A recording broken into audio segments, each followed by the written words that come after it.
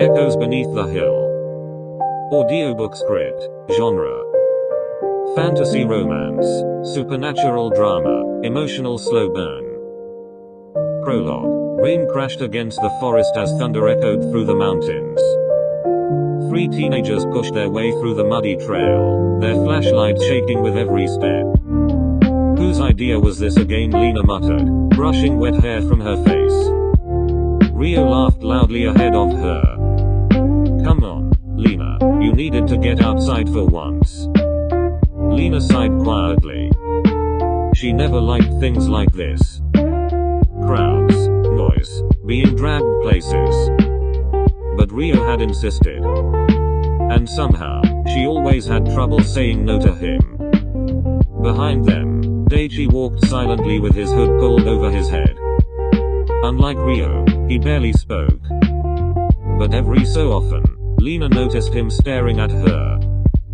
Not angry, not exactly. Just distant. The deeper they walked into the forest, the stranger things became. The air felt heavier. The trees twisted unnaturally. And somewhere far away, a guitar string echoed through the darkness. Lena stopped walking. Did you hear that? Rio turned. Hear what? Another note rang out. Soft, haunting, beautiful. Daichi's eyes lowered slightly. There's a cave nearby, he said quietly. Lightning flashed. And suddenly the ground beneath Lena's feet crumbled. She screamed. The world vanished beneath her. Chapter 1. The Cave Beneath the Hill. Lena rolled violently down the steep hill before crashing against cold stone. For a moment she couldn't breathe. Rainwater dripped somewhere nearby. Her vision blurred. Then slowly, color appeared. Glowing mushrooms illuminated the darkness around her. Blue, purple, pink. The cave looked almost unreal. Tiny glowing spores floated gently through the air like stars. Lena pushed herself up carefully. Rio, no answer. Daichi, silence. Then, a soft vibration. Her eyes widened. In the center of the cave stood a guitar. Not resting, floating. Large black wings stretched from its sides. Silver strings glowed faintly. And hidden within the dark wood grain, something that almost looked like an eye stared back at her. Lena slowly stepped closer. The guitar hummed softly, like it recognized her. She reached toward it carefully, and touched a string. The cave exploded with light. A powerful gust of wind knocked her backward. The guitar's wings spread wide. Then from the shadows came a voice. You shouldn't have touched that. Lena froze. A figure stepped forward from the darkness. Tall, lean, messy black hair fell around sharp silver eyes. His clothes looked torn and layered like a wandering musician. Silver chains hung from his jacket. And despite his calm expression, something about him felt dangerous. He stared directly at her. Then at the glowing guitar. Then back at her. Great, he muttered. Lena stepped back nervously. Who are you? The stranger sighed. My name is Kai. The guitar behind him vibrated again. Kai closed his eyes in annoyance. And now because of you. He looked at her. I'm stuck. Chapter 2. The Black Cat. Lena stared at the black cat sitting on her bedroom desk. The cat stared back. You're kidding. The cat's tail flicked. Then suddenly black smoke surrounded it. In less than a second, Kai appeared sitting on the edge of her desk. Lena nearly screamed. You can't just do that. Kai looked unimpressed. You humans panic too much. You turned into a cat. I have to. Kai crossed his arms.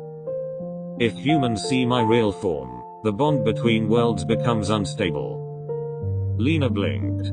That sentence somehow created more questions. I ignored her and looked around the room. Small sketches covered the walls. Music notes. Clouds. Lonely figures. You draw? Lena immediately grabbed her sketchbook. No. I raised an eyebrow. You're holding evidence. Lena looked away embarrassed. I stared at her for a moment. Then unexpectedly. They're good. Lena froze. Nobody had ever said that before. The room became quiet. Outside, rain tapped softly against the windows. I looked toward the night sky. The gateway opens in 6 months. Lena blinked. What? That's when I leave. The words hit her chest strangely. Leave, for some reason. She suddenly hated that word. Chapter 3. The Boy Who Felt Replaced. Daichi sat alone at the basketball court. His phone screen glowed softly in the darkness. No new messages, again. He stared at old photos of him and Ryo. Laughing, gaming, skipping class together. Best friends, or at least, they used to be. Now every conversation somehow involved Lena. Ryo waiting for Lena. Texting Lena, talking about Lena. Daichi clenched his fists. She ruined everything. But deep down, he knew that wasn't true. The worst part was this. Ryo didn't even realize he'd abandoned him. Then Daichi remembered the old cave legends. The Guardian, the monster. The thing hidden beneath the hill. At the time, it felt justified. If Lena disappeared, maybe things would go back to normal. But instead, everything became worse. Because now whenever Daichi looked at Lena, she smiled, not at Ryo. At Kai, and Daichi realized with horror. The thing he led her toward didn't destroy her. It became the person she loved most. Chapter 4. Falling in Love. Days slowly turned into months. Kai followed Lena everywhere. Sometimes as a cat curled beside her during class. Sometimes sitting with her on rooftops beneath the stars. He began understanding human emotions little by little. And Lena began understanding him. The lonely guardian.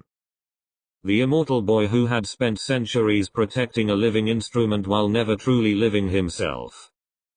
One night, Lena sat beside Kai beneath glowing city lights. Are you scared? She asked softly. Kai looked at her. Of what, you know? She lowered her eyes. Leaving. Kai was silent for a long moment. Then quietly, I was never scared before I met you. Lena's heart stopped. Kai looked away toward the night sky. In my world, guardians aren't supposed to become attached to humans. But you did? Kai gave a tiny smile. Unfortunately. Lena laughed softly. Then suddenly tears filled her eyes.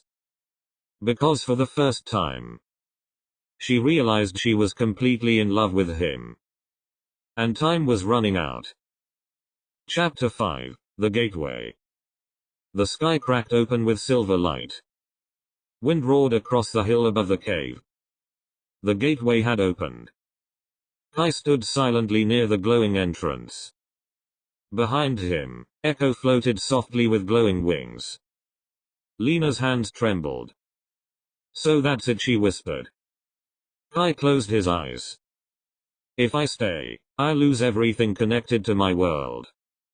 Lena's chest hurt. And if you leave? I looked at her. I lose you. Tears rolled down Lena's face. For once she stopped hiding how she felt. I don't care about magic. Her voice shook. I don't care where you came from. She stepped closer. Another tear fell. Don't want you to leave me. I stared at her silently. then suddenly pulled her into his arms. Lena buried her face against him. "I love you," she whispered. The words echoed through the cave. Kai held her tightly. For centuries he protected others. For centuries he obeyed fate.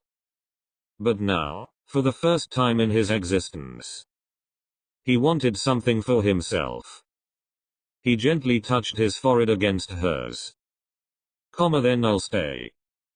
The gateway behind him slowly vanished into light. And for the first time, Kai smiled like someone truly alive. Epilogue. Years later. Golden lights glowed softly beneath the evening sky. Music drifted through the air. Lena stood beneath hanging lanterns wearing a beautiful white dress. Kai stood across from her in a dark suit, still looking at her like she was the most precious thing in existence. Echo rested nearby, its wings glowing softly. Friends and family surrounded them. Even Daichi, though their scars never fully disappeared, time slowly healed what hatred once destroyed. Kai gently took Lena's hands. "You know," he whispered softly, "humans cry too much." Lena laughed through tears. "And you turn into a cat when embarrassed." Kai immediately looked offended. "I do not." A second later black smoke appeared. A fluffy black cat sat in his place. The entire wedding burst into laughter. Lena picked him up smiling. "I love you too, idiot." The stars shimmered above them. And somewhere nearby, Echo played one final gentle melody. The end.